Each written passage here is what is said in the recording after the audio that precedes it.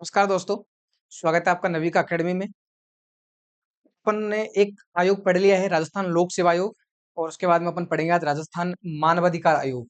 ठीक है, मानवाधिकार आयोग आपके सिलेबस में है, 12th वाली सीईटी के सिलेबस में भी है और आपके ग्रेजुएशन वाली सीईटी में भी आपके सिलेबस में मानवाधिकार आयोग लिखा हुआ है। ठीक है, एक प्रश्न यहाँ से आ जाता है नियुक्ति के बारे में या वर्तमान अध्यक्ष कौन है उसके बारे में एक प्रश्न यहाँ से अच्छा सा प्रश्न बन जाता है। ठीक है, और मानवाधिकार आयोग जो है को नाम से ही पता चल रहा होगा कि मानवाधिकार, मानवों के अधिकार के लिए, इंसानों के अधिकारों के लिए। ठीक है, मानवाधिकार आयोग जो है ये जो अवधारणा है पहली बार आती है 1948 में चर्चा में। 10 दिसंबर 1948 को संयुक्त राष्ट्र द्वारा मानवाधिकारों की सार्वभौमिक घोषणा को अपनाया गया। इसको आप बोलते हो यूडीएचआर। क्या बोलते हो? यूडीएचआर बोलते हो। 10 दिसंबर 1948 को संयुक्त राष्ट्र द्वारा मानवाधिकारों की सार्वभौमिक घोषणा को अपनाया गया। अब इसका प्रश्न नहीं पूछा जाएगा पर मैं जस्ट आपको इन्फॉर्मेशन के लिए बता रहा हूँ। ठीक है, 1950 से प्रत्येक वर्ष 10 दिसंबर को मानवाधिकार दिवस मनाया जाता है। ये आपसे पूछने के चांसेस है कि हम मानवाधिकार आयोग कब मनाते हैं? 10 दिसंबर को। 10 दिसंबर को मानवाधिकार दिवस मनाया जाता है। से मना रहे हैं 10 दिसंबर को 1950 से, प्रत्येक वर्ष ये मनाया जाता है। ठीक है, 1950 से मानवाधिकार दिवस मनाते हैं। पहली बार 10 दिसंबर 1948 को संयुक्त राष्ट्र ने मानवाधिकारों को अपनाया, कहा कि भाई हमें मानवाधिकारों के लिए काम करने चाहिए, ऐसी संस्थाएं बनानी चाहिए जो मानव इंसानों के लिए काम करे। जैसे कि आपको पता है, आपने सुना होगा कि भाई इस तरह के केस आते हैं कि अभी छुआछूत के केस आते हैं या फिर आप भेदभाव करते हो उस तरह के केस आते हैं। पुलिस हिरासत में मौतें होती है तब भी केस आते हैं। लोगों के अधिकारों का हनन होता है तब भी मानवाधिकार आयोग आवाज उठाता है। तो कोई ऐसी संस्था हो जो लोगों के लिए आवाज उठाए तो वो है मानवाधिकार संस्था। ठीक है, ये याद रखना है। मानवाधिकार संरक्षण अधिनियम 1993 में आता है और जब मैंने बताया आपको आरपीएससी पढ़ाते समय कि कौन सा संवैधानिक है और कौन सा वैधानिक, तो याद रखना आरपीएससी तो संवैधानिक है क्योंकि उसका उल्लेख संविधान में है, लेकिन मानवाधिकार आयोग संवैधानिक संस्था नहीं है, ये वैधानिक है। तो मैंने वैधानिक से आपको बताया विधान द्वारा जो बन जाए, और विधान कौन बनाएगा? विधानमंडल। तो ये याद रखना, जो मानवाधिकार आयोग है ये एक वैधानिक संस्था है, संवैधानिक संस्था नहीं है। विधान बना, विधान मतलब कानून बना, तो कानून कौन बनाएगी? विधायिका बनाएगी। तो विधायिका द्वारा स्थापित होता है वो वैधानिक होता है। ठीक है, 1993 में भारत सरकार द्वारा मानवाधिकार संरक्षण अधिनियम लाया गया। 1993 में भारत सरकार द्वारा मानवाधिकार संरक्षण अधिनियम लाया गया और उसके बाद में ही आपके मानवाधिकार आयोग बनता है केंद्र और राज्य लेवल पर। ठीक है, संसद द्वारा यह अधिनियम राष्ट्रीय स्तर पर और राज्य स्तर पर मानवाधिकार आयोग की स्थापना करने की व्यवस्था करता है। जो मानवाधिकार संरक्षण अधिनियम है 1993 का, ये बोलता है कि राज्य स्तर पर भी, केंद्र स्तर पर भी आपके मानवाधिकार आयोग होगा। राज्य स्तर पर भी, केंद्र स्तर पर भी मानवाधिकार आयोग होगा। याद रखना, मानवाधिकार संरक्षण अधिनियम 1993 की धारा 2 में जो मानवाधिकार होते हैं उसकी परिभाषाएं दी गई है। ठीक है, और धारा 2 घ में मानवाधिकार शब्द की परिभाषा है, याद रखना। ठीक है, आ जाएगा परीक्षा में, कोई जरूरी गारंटी नहीं है नहीं आएगा। मैंने वापस बोलूं, 10 दिसंबर को मानवाधिकार दिवस मनाया जाता है। ठीक है, 1993 में अधिनियम आता है। उस अधिनियम में भारत के स्तर पर, राज्य के स्तर पर मानवाधिकारों की, जो आपके मानवाधिकार आयोग होगा उसकी स्थापना का प्रावधान है 1993 में जो अधिनियम आता है। उस अधिनियम की धारा 2 में परिभाषाएं है कि मानवाधिकार क्या होते हैं, कौन क्या होगा उसकी परिभाषा होगी। धारा 2 घ में मानवाधिकार शब्द की परिभाषा है। मानवाधिकार शब्द क्या होता है, उसमें क्या क्या चीजें आती है, तो होगी अपनी बोल बच्चन वाली बातें। तो आ जाइए काम की बातों पर। ये वो काम की बात है जहां से प्रश्न छपेगा ही छपेगा, तो प्रश्न यहीं से ही आएगा, ये गारंटी है। आप यहाँ से पढ़ो, यहाँ से प्रश्न ना आए तो आप बोलो, कमेंट करिए राजस्थान मानवाधिकार आयोग, बिल्कुल प्रश्न छपेगा। गठन की अधिसूचना जारी होती है 18 जनवरी 1999 को। राजस्थान सरकार ने गठन की अधिसूचना जारी की। किसने? राजस्थान सरकार ने गठन की अधिसूचना जारी की और 18 जनवरी 1999 को राजस्थान मानवाधिकार आयोग के गठन की अधिसूचना जारी की गई। राजस्थान मानवाधिकार आयोग के गठन की अधिसूचना कब आती है? 1999 को, 18 जनवरी को। राजस्थान मानवाधिकार आयोग क्रियाशील होता है मार्च 2000 से। क्रियाशील होता है, काम करना स्टार्ट करता है मार्च 2000 से। मानवाधिकार संरक्षण अधिनियम 1993 के अनुसार एक अध्यक्ष में 4 सदस्यों का प्रावधान किया गया। मानवाधिकार संरक्षण अधिनियम 1993 में ये कहा गया कि राज्यों में एक अध्यक्ष होगा और 2 सदस्य होंगे। राज्य मानवाधिकार आयोग में एक अध्यक्ष होगा, वे 2 सदस्य होंगे, लेकिन वर्तमान जो ढांचा है, वर्तमान में है 1+2 मतलब एक अध्यक्ष होगा और 2 सदस्य होंगे। स्थापना के समय एक अध्यक्ष व 4 सदस्यों का प्रावधान था, लेकिन वर्तमान में 1+2 की संरचना है। भैया आप बात करते हो मानवाधिकार आयोग की संरचना, वर्तमान में क्या है? वर्तमान में है 1+2 मतलब एक अध्यक्ष और 2 सदस्य। जब इसकी स्थापना होती है तो 1+4 था, ये प्रश्न आपके परीक्षाओं में आता है, याद रखना। मानव अधिकार संरक्षण संशोधित अधिनियम 2006 के अनुसार एक अध्यक्ष व 2 सदस्यों का प्रावधान कर दिया गया। इसका मतलब ये कि जो 1+2 की संरचना है वो 2006 से है भाई, 2006 से हुई है ना, 2006 में संशोधन कर दिया गया। 2000 सन 2000 में बनता है तो 1+4 संरचना होती है। 2006 में इसकी संरचना कर दी गई 1+2 एक अध्यक्ष व 2 सदस्य, ठीक है। मानवाधिकार आयोग की गठन की अधिसूचना आती है 18 जनवरी 1999 को। राजस्थान मानवाधिकार आयोग का गठन होता है, कब की बात है? मार्च 2000 की। मार्च 2000 को राजस्थान मानवाधिकार आयोग क्रियाशील हो जाता है, गठन हो जाता है। क्रियाशील मार्च 2000 से, याद रखना प्रश्न आएगा, ठीक है। 1+2 की संरचना है, एक अध्यक्ष व 2 सदस्य होंगे, है ना, याद रखना। और 2006 से आपके एक अध्यक्ष व 2 सदस्य होते हैं।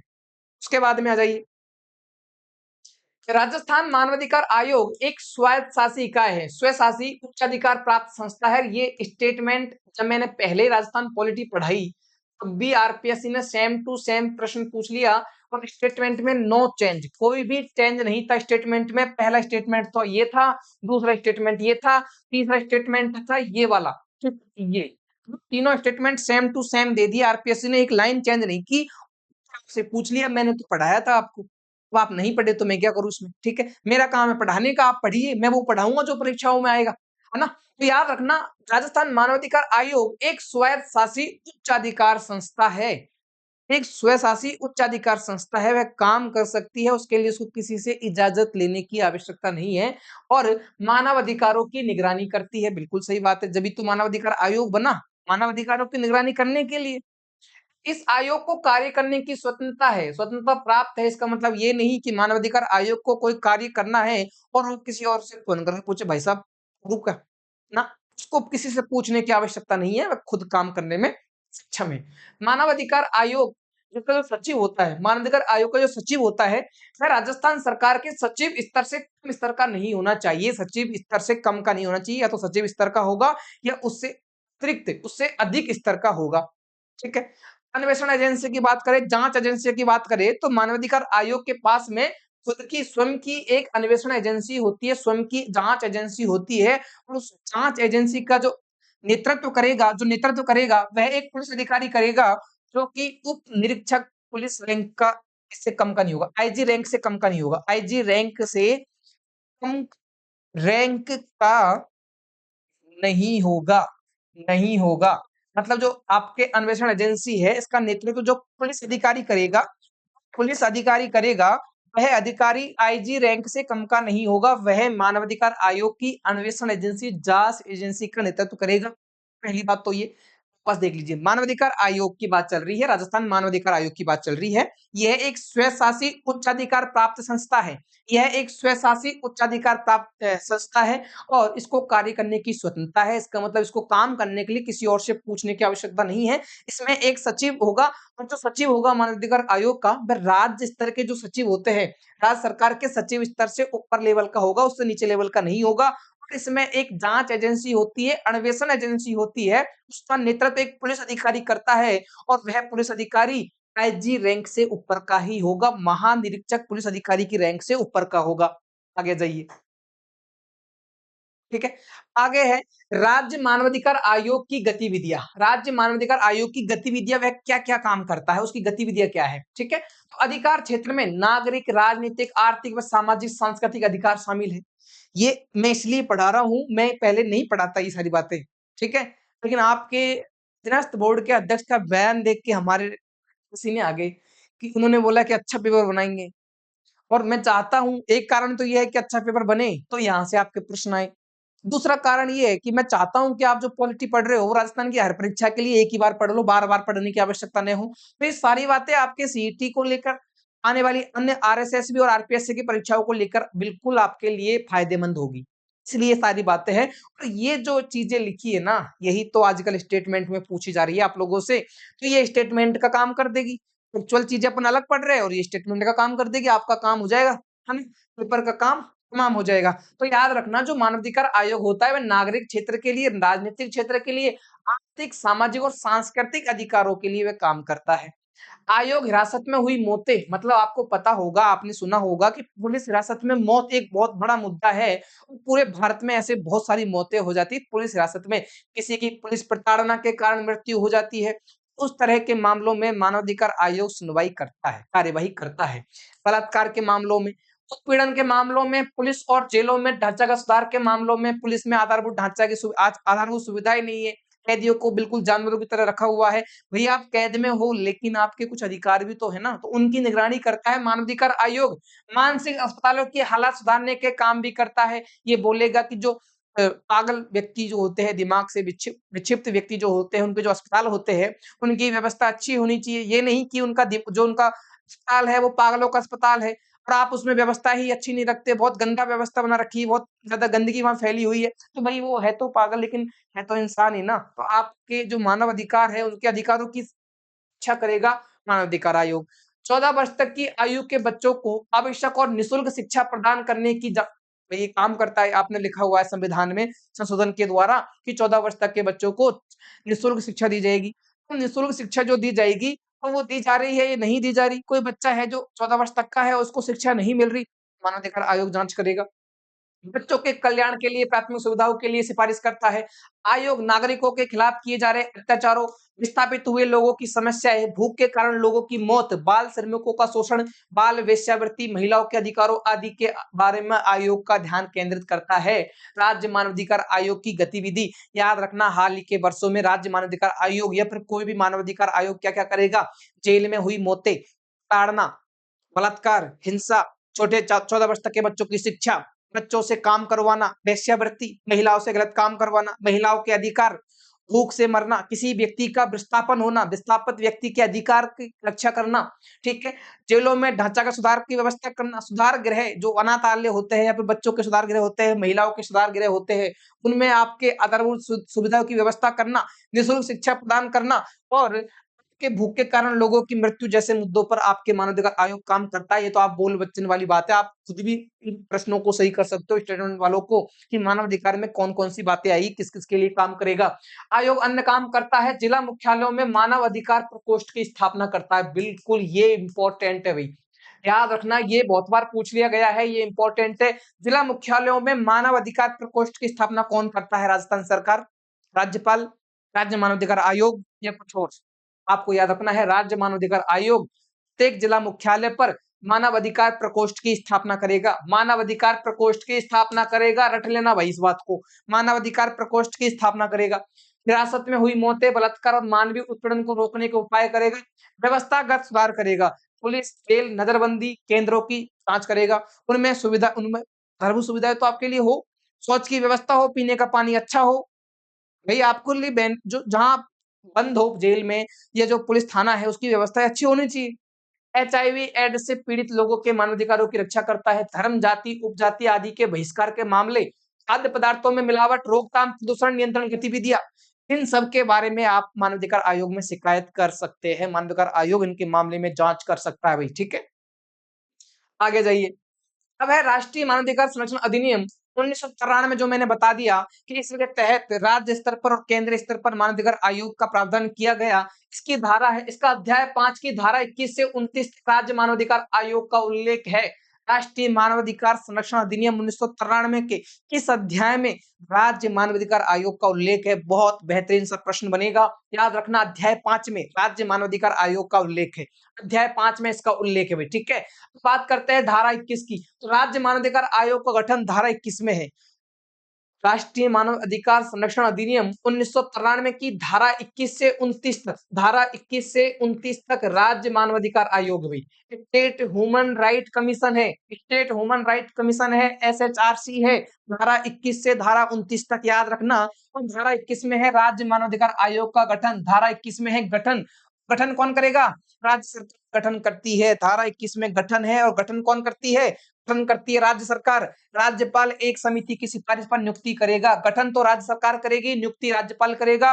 नियुक्ति के लिए एक समिति सिफारिश करेगी कि इन व्यक्तियों को मानव अधिकार का अध्यक्ष बना दीजिए, इस व्यक्ति को मानव अधिकार का सदस्य बना दीजिए, मानव अधिकार आयोग का सदस्य बना दीजिए। एक समिति होगी, उस समिति की अध्यक्षता करेगा मुख्यमंत्री। उस समिति में विधानसभा अध्यक्ष होगा, उस समिति में राज्य का गृह मंत्री होगा, उस समिति में विधानसभा में विपक्ष का नेता होगा, विपक्ष का नेता होगा, गृह मंत्री होगा, विधानसभा का अध्यक्ष होगा, मुख्यमंत्री होगा, मुख्यमंत्री होगा, विधानसभा का अध्यक्ष होगा, गृह मंत्री होगा, विपक्ष का नेता होगा। ये 4 व्यक्तियों के नाम याद रखने हैं। यदि बात आए राजस्थान के बारे में, बात आए राज्य के बारे में, तो याद रखना वहां जिस राज्य में यदि विधान परिषद भी है तो वहां पर विधान परिषद का सभापति, विधान परिषद का सभापति और विधान परिषद में विपक्ष का नेता भी शामिल हो जाएगा। मतलब किसी राज्य में विधान परिषद है तो उस समिति में 6 सदस्य होंगे। किसी राज्य में विधान परिषद नहीं है, केवल विधानसभा है, जैसे राजस्थान, तो राजस्थान में उस समिति में 4 सदस्य होंगे। मानव अधिकार आयोग में अध्यक्ष व सदस्यों की नियुक्ति के लिए जो समिति होती है उसमें 4 सदस्य होते हैं। मुख्यमंत्री होता है, विपक्ष का नेता होता है, गृह मंत्री होता है और विधानसभा अध्यक्ष होता है। वो समिति सिफारिश करेगी, राज्यपाल उस समिति की सिफारिश के बाद में नियुक्ति करेगा। मानव अधिकार आयोग का गठन राज्य सरकार करती है और धारा 21 में इसका उल्लेख है। ठीक है, याद रखना भाई। आगे जाइए। राज्य मानवाधिकार आयोग का अध्यक्ष किसी उच्च न्यायालय का मुख्य न्यायाधीश या अन्य न्यायाधीश होना चाहिए। अब आपने बोल दिया कि भाई आपने धारा 21 के तहत गठन कर दिया, लेकिन किस व्यक्ति को मानवाधिकार आयोग का अध्यक्ष बनाओगे? भाई आपने बोला कि एक अध्यक्ष होगा और 2 सदस्य होंगे, लेकिन ये बता दीजिए ये व्यक्ति कौन होगा, ये अध्यक्ष जो होगा वो कौन होगा? तो याद रखना किसी उच्च न्यायालय का मुख्य न्यायाधीश भी अध्यक्ष बन सकता है, किसी उच्च न्यायालय का न्यायाधीश भी अध्यक्ष बन सकता है। तो हाई कोर्ट का न्यायाधीश या मुख्य न्यायाधीश राज्य मानवाधिकार आयोग का अध्यक्ष बनेगा। बस 2 सदस्य होंगे, 2 सदस्य कौन-कौन होंगे? एक जो सदस्य होगा वह उच्च न्यायालय का न्यायाधीश है या रहा है अथवा जिला न्यायाधीश है या रहा है या उसने जिला न्यायाधीश के रूप में कम से कम 7 वर्ष का काम किया है, उसे नियुक्त किया जा सकता है। ठीक है? एक तो वह व्यक्ति होगा जो हाई कोर्ट का न्यायाधीश है या रहा है, ठीक है? एक वह व्यक्ति होगा जो जिला न्यायाधीश है या रहा है, ठीक है? रह चुका है या वर्तमान में है, जिला न्यायाधीश और हाईकोर्ट का न्यायाधीश, या वह व्यक्ति जो जिला न्यायाधीश के रूप में 7 वर्ष तक काम कर चुका है, वह भी राज्य मानवाधिकार आयोग का सदस्य बन सकता है। अध्यक्ष तो केवल वही बनेगा जो हाई कोर्ट का या तो सदस्य हाई कोर्ट का या तो न्यायाधीश है या मुख्य न्यायाधीश है, वही आपके अध्यक्ष बन सकता है। लेकिन सदस्य में हाई कोर्ट का न्यायाधीश बन सकता है, मुख्य न्यायाधीश नहीं। ठीक है? तो हाई कोर्ट का न्यायाधीश जो है या रहा है, जिला न्यायाधीश है या रहा है, ठीक? या फिर जिला न्यायाधीश के रूप में 7 वर्ष तक उसने काम किया, वो उनमें से कोई एक व्यक्ति क्या बनेगा? सदस्य बनेगा। दूसरा व्यक्ति कौन सदस्य बनेगा? मानव अधिकारों के संबंध में अनुभवी या व्यावहारिक ज्ञान वाला कोई व्यक्ति ऐसा हो, कुल मिला के नेता बना देते हो आप यहाँ पे, ठीक है? तो वो कौन बनेगा आपके मानव अधिकार आयोग का सदस्य बन जाएगा दूसरा। मुख्य कार्यपालिका अधिकारी सचिव होता है भाई। आपको पता है कि जैसे आरपीएस में सचिव है, रामनिवास मेहता सारे काम वही करता है, दे दिया ऑर्डर तो दे दिया, ठीक है? वो किसी की नहीं मानता। ऐसे ही आपके मुख्य कार्यपालिका अधिकारी भी होता है। मुख्य कार्यपालिका अधिकारी जैसे मानवाधिकार आयोग का अध्यक्ष व सदस्य होते हैं, एक अध्यक्ष व 2 सदस्य। उसके अलावा एक मुख्य कार्यपालक अधिकारी होता है, वो अधिकारी होता है सचिव। वही मानवाधिकार आयोग में भी सचिव होता है, आरपीएससी में भी सचिव होता है। मुख्यालय की बात करें तो राज्य सरकार इसका मुख्यालय तय करती है। मानवाधिकार आयोग का हेडक्वार्टर राज्य सरकार तय करती है, हेडक्वार्टर राज्य सरकार तय करती है। राज्य मानवाधिकार आयोग समवर्ती सूची एवं राज्य सूची के विषयों पर ही जांच करेगा। अब आपने शिकायतें की थी, मैंने बोला कि पुलिस हिरासत में मौत, इस तरह के मामलों की जांच करना, वो सारे मामले समवर्ती सूची में आने चाहिए या राज्य सूची में आने चाहिए। उन विषयों पर ही आपके जांच कर सकता है मानवाधिकार आयोग। पानी, पेयजल जो विषय आपके राज्य सूची में है या समवर्ती सूची में है, उन विषयों पर ही जांच करेगा कौन? राज्य मानवाधिकार आयोग। और संघ सूची और समवर्ती सूची के विषयों पर जांच कौन कर सकता है? केंद्रीय मानवाधिकार आयोग। केंद्रीय मानवाधिकार आयोग, उसका भी तो प्रावधान है के अधिनियम में, कानून में, ठीक है? समवर्ती एवं संघ सूची का समवर्ती एवं राज्य सूची, माफ करना, राज्य सूची के विषयों पर जांच करेगा राज्य मानवाधिकार आयोग। ठीक है, याद रखना भाई। धारा 22, धारा 22 में है राज्य आयोग के अध्यक्ष व सदस्यों की नियुक्ति। राज्य मानवाधिकार आयोग के अध्यक्ष व सदस्यों की नियुक्ति। धारा 21 में है राज्य मानवाधिकार आयोग SHRC। धारा 22 में है अध्यक्ष व सदस्यों की नियुक्ति। अध्यक्ष व सदस्य कौन होंगे, इनकी नियुक्ति कौन करेगा? मानवाधिकार आयोग के अध्यक्ष व सदस्यों की नियुक्ति कौन करेगा? अपन इसके बारे में पढ़ चुके हैं। नियुक्ति कौन करेगा? नियुक्ति राज्यपाल करेगा। सिफारिश समिति करेगी। समिति में 4 सदस्य होंगे। ठीक। धारा 23 में क्या है? राज्य मानवाधिकार आयोग के अध्यक्ष व सदस्यों का त्याग पत्र हटाए जाना। धारा 23 में क्या है? धारा 23 में है इनके त्याग पत्र और इनको हटाना। धारा 23 में है इनको त्याग पत्र, इनको हटाना। मानवाधिकार संरक्षण अधिनियम 1993 की धारा 21 में राज्य मानवाधिकार आयोग का उल्लेख है। धारा 22 में राज्य मानवाधिकार आयोग के अध्यक्ष व सदस्यों की नियुक्ति का प्रावधान है। धारा 23 में राज्य मानवाधिकार आयोग के अध्यक्ष व सदस्यों के त्याग पत्र और उनको हटाने का प्रावधान है। त्याग पत्र देते हैं राज्यपाल को। त्याग पत्र देते हैं राज्यपाल को। त्याग पत्र किसको देंगे? राज्यपाल को। आरपीएससी के सदस्य भी राज्यपाल को त्याग पत्र देते हैं। मानवाधिकार आयोग के सदस्य व अध्यक्ष भी राज्यपाल को त्याग पत्र देते हैं। हटाने का आधार है केवल साबित कदाचार व असमर्थता के आधार पर पद से हटाया जाता है। ठीक है। मानवाधिकार आयोग के अध्यक्ष व सदस्यों को साबित कदाचार और असमर्थता के आधार पर पद से हटाया जाता है। हटाने के अन्य आधार है दिवालिया घोषित हो जाए। ये सारे आयोग में सेम पढ़ोगे आप। दिवालिया, मानसिक या शारीरिक रूप से असमर्थ, विकृत घोषित कर दे न्यायालय, कोई लाभ का पद धारण कर ले। ये सारी बातें आप सारे आयोग में सेम पढ़ोगे। आरपीएससी में भी सेम है, मानवाधिकार आयोग में भी सेम है भाई। उच्चतम न्यायालय की जांच के बाद राष्ट्रपति पद से हटाएगा। सुप्रीम कोर्ट की जांच के बाद में राष्ट्रपति पद से हटाएगा।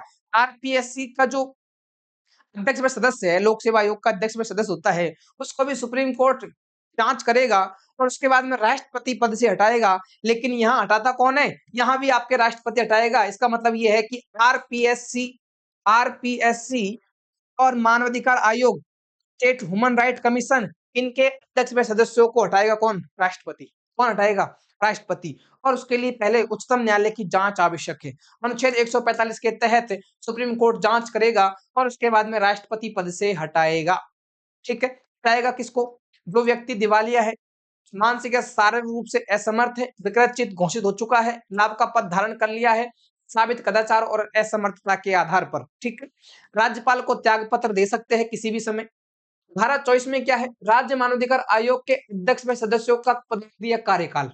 धारा 24 में क्या है? कार्यकाल। धारा 21 में गठन, धारा 22 में नियुक्ति, धारा 23 में हटाना, धारा 24 में कार्यकाल। 3 वर्ष या 70 वर्ष जो भी पहले हो।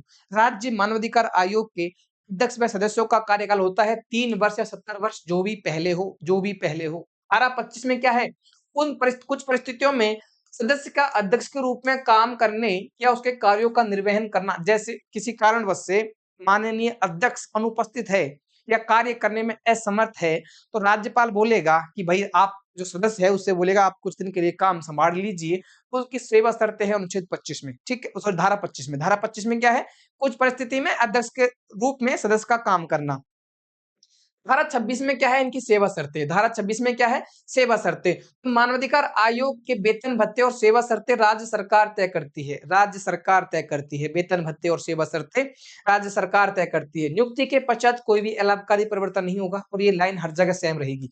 नियुक्ति के बाद में कोई भी अलाभकारी परिवर्तन नहीं होगा। ये लाइन जो है हर जगह सेम रहेगी। धारा 21। धारा 21 में क्या है? धारा 21 में है प्रावधान किसका? राज्य मानवाधिकार आयोग का प्रावधान। धारा 22 में है नियुक्ति। धारा 22 में है नियुक्ति। धारा 23 में क्या है भाई? धारा 23 में है हटाना, हटाना।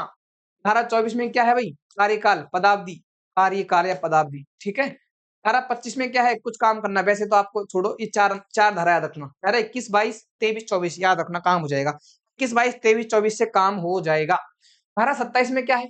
मानवाधिकार आयोग के अधिकारी व कर्मचारी। तो राज्य मानवाधिकार आयोग का एक सचिव होगा, अपन देख चुके हैं। एक पुलिस महानिरीक्षक होगा जो कि अन्वेषण दल का नेतृत्व करेगा, बता चुका हूं इनके बारे में। ठीक है। जो आईजी रैंक से ऊपर का होगा। एक सचिव है जो राज्य सरकार के सचिव लेवल से ऊपर का होगा। मानवाधिकार आयोग की वार्षिक रिपोर्ट, ये वार्षिक रिपोर्ट देता है राज्य सरकार को। आरपीएससी, ये वार्षिक रिपोर्ट, आरपीएससी ये अपनी वार्षिक रिपोर्ट देता है, एनुअल रिपोर्ट सबमिट करता है, वार्षिक रिपोर्ट देती है राज्यपाल को। आरपीएससी अपनी वार्षिक रिपोर्ट देती है राज्यपाल को। ठीक है। लेकिन मानवाधिकार आयोग, स्टेट ह्यूमन राइट कमीशन अपनी वार्षिक रिपोर्ट देता है राज्य सरकार को। किसको देगा भाई? राज्य सरकार को। मानवाधिकार आयोग अपनी रिपोर्ट देता है राज्य सरकार को, इसका गठन करती है राज्य सरकार, रिपोर्ट देगा राज्य सरकार को, रिपोर्ट देगा राज्य सरकार को, गठन करेगी राज्य सरकार। ये सारी बातें याद रखना। धारा 21 में उल्लेख है इसका भी, ठीक है। जाइए अब राजस्थान मानवाधिकार आयोग, इसके बारे में कुछ अन्य बातें हैं और यहाँ से भी आपके कई बार प्रश्न पूछे गए हैं, ठीक है।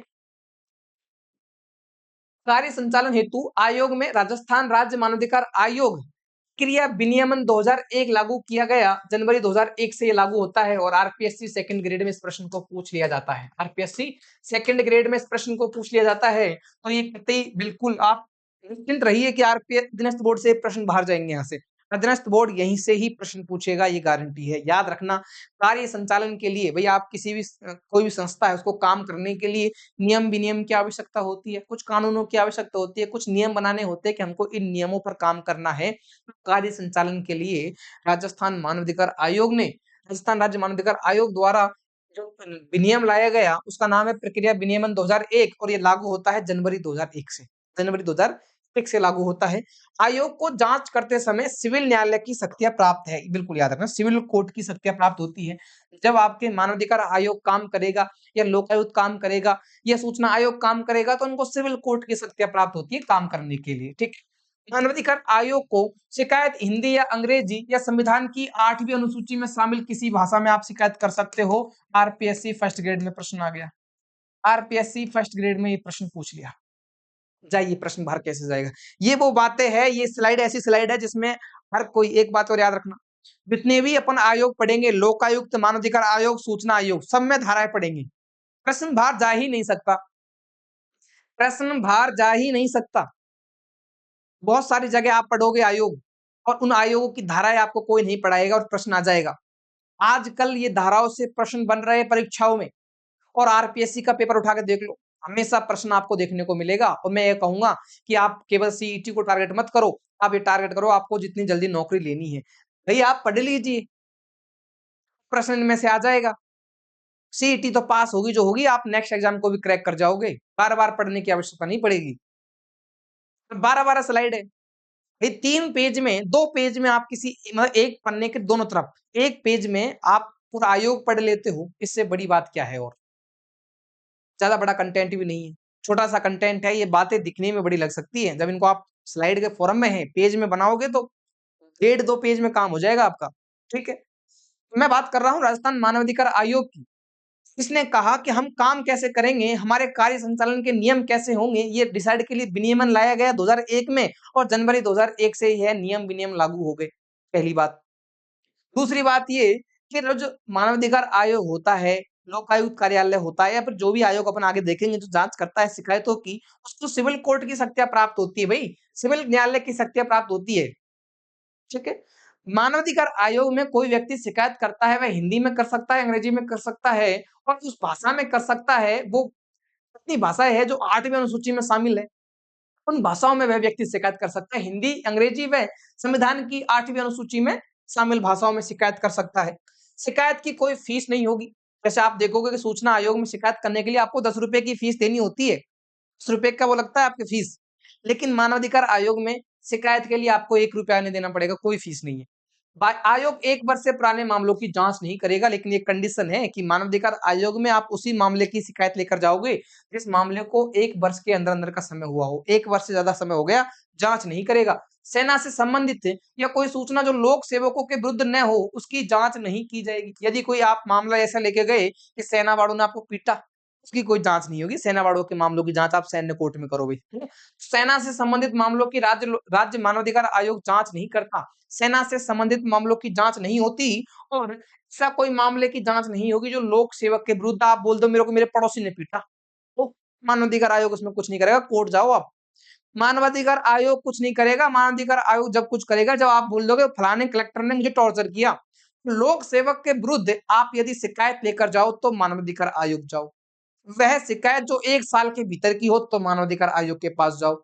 1 रुपए भी आपको फीस नहीं देनी पड़ेगी। हिंदी, अंग्रेजी या संविधान की 8वीं अनुसूची में जो भी भाषाएं शामिल है आप उसमें शिकायत कर दीजिए। उसको सिविल कोर्ट की शक्तियां प्राप्त है और आईजी रैंक से ऊपर का पुलिस अधिकारी ही आपकी जांच सुनेगा, आपकी जांच करेगा, अन्वेषण अधिकारी होगा। और मानवाधिकार आयोग आपको पता है कि पुलिस हिरासत में मौत, व्यवस्था का सुधार, जेल, बलात्कार, महिलाओं के लिए वेश्यावृत्ति, महिलाओं के लिए कानूनों में सुधार करना, बच्चों की शिक्षा, बच्चों के खान-पान, भूख, लोगों के विस्थापन आदि के बारे में शिकायतें सुन सकता है।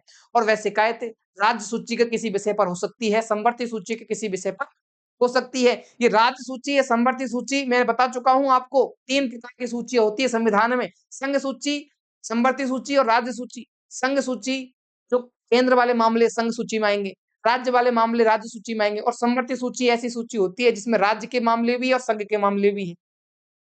तो राज्य मानवाधिकार आयोग समवर्ती सूची और राज्य सूची के मामलों पर जाँच कर सकता है।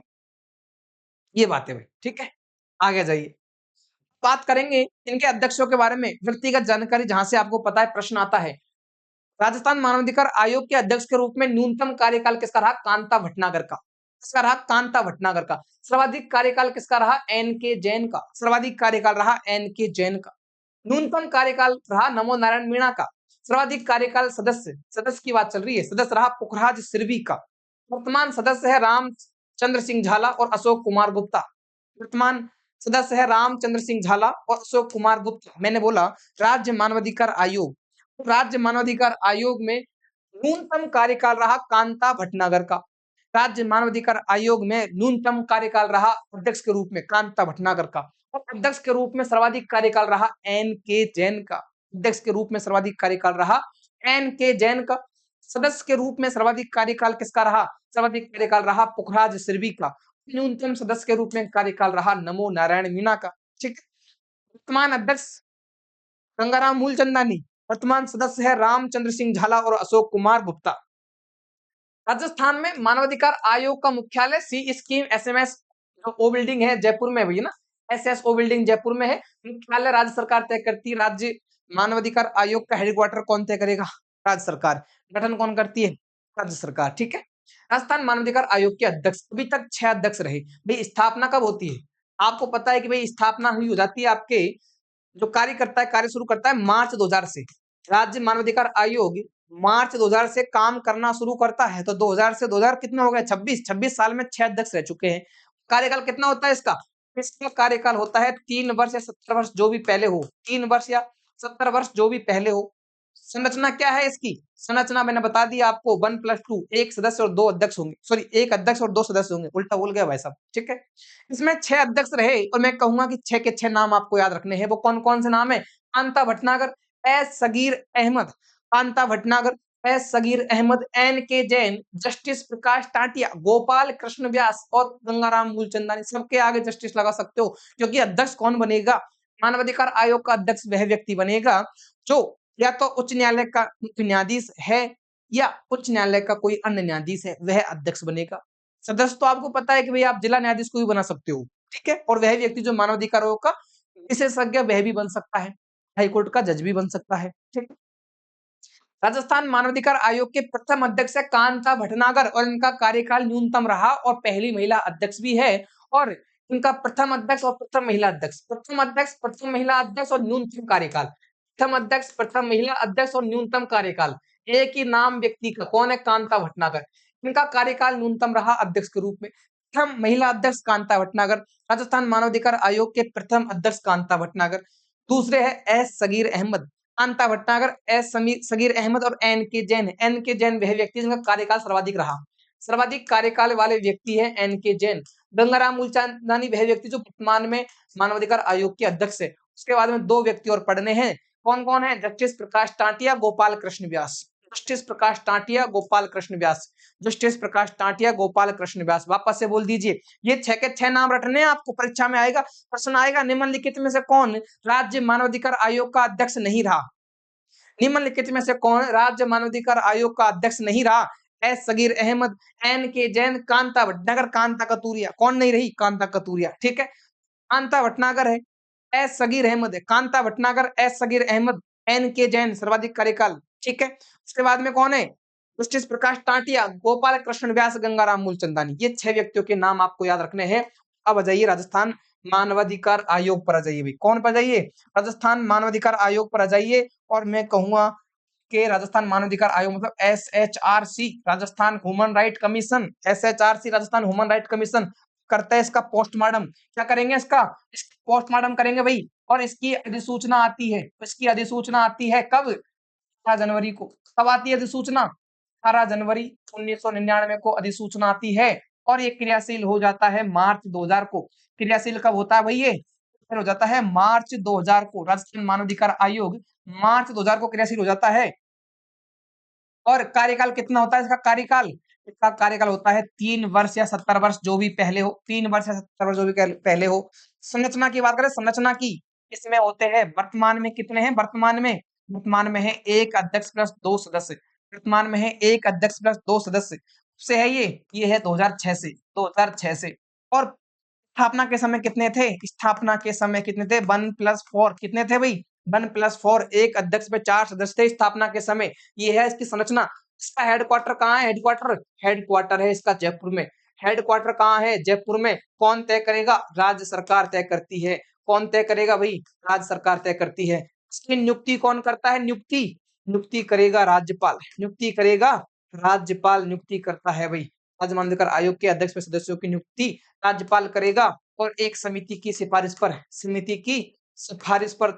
है ना। और इस समिति में कितने सदस्य होंगे? राजस्थान में इस समिति में 4 सदस्य होंगे। और 4 सदस्य कौन कौन है भाई? माननीय मुख्यमंत्री जी है, भी है, विपक्ष का नेता भी है, विधानसभा में विपक्ष का नेता, और गृह मंत्री भी है, और विधानसभा का अध्यक्ष भी है, ठीक है। प्रथम अध्यक्ष कौन रहे? राजस्थान मानवाधिकार आयोग के पहले अध्यक्ष कौन रहे थे भाई? राजस्थान मानवाधिकार आयोग के पहले अध्यक्ष कौन रहे थे भाई? आपको याद रखना है, कांता भटनागर जी राजस्थान मानवाधिकार आयोग के पहले अध्यक्ष रहे थे। सर्वाधिक कार्यकाल, न्यूनतम कार्यकाल था इनका, न्यूनतम कार्यकाल है। प्रथम महिला अध्यक्ष भी है, याद रखना। उसके बाद में कौन है? एस सगीर अहमद। के बाद में कौन है? एन के जैन। और एन के जैन का कार्यकाल सर्वाधिक रहा, मैक्सिमम कार्यकाल वाले हैं एन के जैन। उसके बाद में है जस्टिस प्रकाश टाटिया। क्या नाम है भाई? जस्टिस प्रकाश टाटिया। उसके बाद में कौन है भाई? उसके बाद में है गोपाल कृष्ण व्यास। क्या नाम है? गोपाल कृष्ण व्यास। और वर्तमान में कौन है भाई? वर्तमान में कौन है? गंगाराम मूलचंदानी भाई, कौन है ये है वर्तमान में। अरे बता दीजिए, वर्तमान में कौन है? गंगाराम मूलचंदानी। न्यूनतम कार्यकाल सदस्य का किसका रहा? न्यूनतम कार्यकाल सदस्य का, सदस्य के रूप में न्यूनतम कार्यकाल किसका रहा भाई? नमो नारायण मीणा का रहा भाई। ठीक है। सर्वाधिक कार्यकाल, मैक्सिमम कार्यकाल किसका रहा भाई? पुखराज सिरवी का कार्यकाल सर्वाधिक रहा भाई। ठीक, पुखराज सिरवी का कार्यकाल सर्वाधिक रहा भाई। और क्या क्या बातें हैं भाई, बता दीजिए फटाक से। तो भाई आपको सुना होगा, आपको मैंने बता दिया कि इसमें के एक आईजी रैंक का कौन होता है? पुलिस महानिरीक्षक होता है, जो कि कौन होगा? अन्वेषण दल का, जांच एजेंसी का नेतृत्व करेगा। अन्वेषण दल का हेड होगा भाई। ठीक है। एक सचिव होता है इसमें, भाई, जो कि राज्य सचिव से ऊपर के लेवल का होगा, और याद रखना भाई, एक बहुत महत्वपूर्ण बात लिख रहा हूं मैं यहाँ पर, याद रखना भाई इस बात को। 1 साल से पुराने मामलों की जांच नहीं की जाएगी। 1 साल से ओल्ड मामले नहीं जांच किए जाएंगे भाई। और वह शिकायत जांच की नहीं की जाएगी जो लोक सेवक के विरुद्ध न हो। सैन्य मामलों के विरुद्ध जांच नहीं की जाएगी। इन दोनों मामलों में जांच नहीं होगी, बिल्कुल। 3 मामले हैं जो जांच नहीं होगी। 1 साल से पुराने मामलों में जांच नहीं होगी, लोक सेवक के विरुद्ध जांच नहीं होगी, सैन्य मामलों की जांच नहीं की जाएगी। ठीक है। अब मैं कह दूं कि आप शिकायत करोगे, शिकायत की भाषा कौन सी भाई? ये ले लेते भाई। ठीक है। शिकायत की भाषा कौन सी है? तो याद रखना भाई, हिंदी, अंग्रेजी और 8वीं अनुसूची में शामिल किसी भाषा में आप शिकायत कर सकते हो। इस भाषा में आप शिकायत करोगे, शिकायत करने के लिए आपको 1 रुपए की भी फीस नहीं देनी पड़ेगी। 1 रुपए की भी फीस नहीं देनी पड़ेगी। राजस्थान मानवाधिकार संरक्षण अधिनियम कब आता है? राष्ट्रीय मानवाधिकार संरक्षण अधिनियम कब आता है? 1993 में एक्ट आता है, अधिनियम आता है। तो इस अधिनियम की धारा 21 में एसएचआरसी का उल्लेख है, राज्य मानवाधिकार आयोग का उल्लेख है धारा 21 में। ठीक है। ये हो गया आपका राज्य मानवाधिकार आयोग। ध्यान रखना प्रश्न बाहर नहीं जाएगा, वापस देख लीजिए। राजस्थान मानवाधिकार आयोग की बात चल रही है। अधिसूचना आती है 18 जनवरी 1999 को, क्रियाशील होता है मार्च 2000 को। इसका कार्यकाल होता है 3 वर्ष या 70 वर्ष, जो भी पहले हो जाए।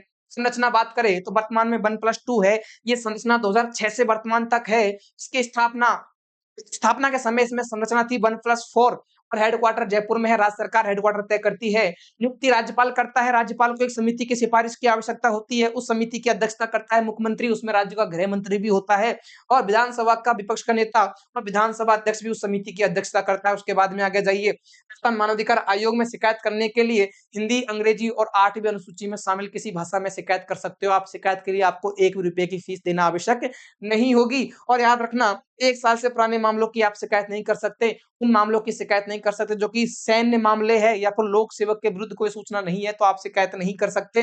1993 के राष्ट्रीय मानवाधिकार संरक्षण अधिनियम 1993 की धारा 21 में राज्य मानवाधिकार आयोग का उल्लेख है। और याद रखना, राज्य मानवाधिकार आयोग की महिला अध्यक्ष है जयंता भटनागर, जो कि राज्य की प्रथम मानवाधिकार आयोग की अध्यक्षा भी रही थी। दूसरे है एस सगीर अहमद, तीसरे है एन के जैन, चौथे है जस्टिस प्रकाश टाटिया, पांचवे है गोपाल कृष्ण व्यास, 6 नंबर पे है गंगाराम मूलचंदानी, जो कि वर्तमान में अध्यक्ष है। और सदस्य न्यूनतम कार्यकाल है नमो नारायण मीणा का, सर्वाधिक कार्यकाल रहा पुखराज सिरवी का। और इसमें एक अन्वेषण दल होता है, जांच एजेंसी होती है जो कि आईजी रैंक का पुलिस अधिकारी जांच करेगा। इसमें एक सचिव होगा जो कि राज्य सचिव स्तर से ऊपर के लेवल का होगा। इति सिद्धम। राज्य मानवाधिकार आयोग खत्म। ठीक है, धन्यवाद। इसकी पीडीएफ नविका अकेडमी के टेलीग्राम चैनल पर डाल दूंगा। जिन्होंने टेलीग्राम चैनल ज्वाइन नहीं किया कर लीजिए। शानदार क्लास है, इससे बाहर आपका प्रश्न नहीं जाएगा। आरएसएस भी बोर्ड हो, आरपीएससी में भी यहाँ से प्रश्न आएगा भाई। ठीक है, धन्यवाद भाई सभी को।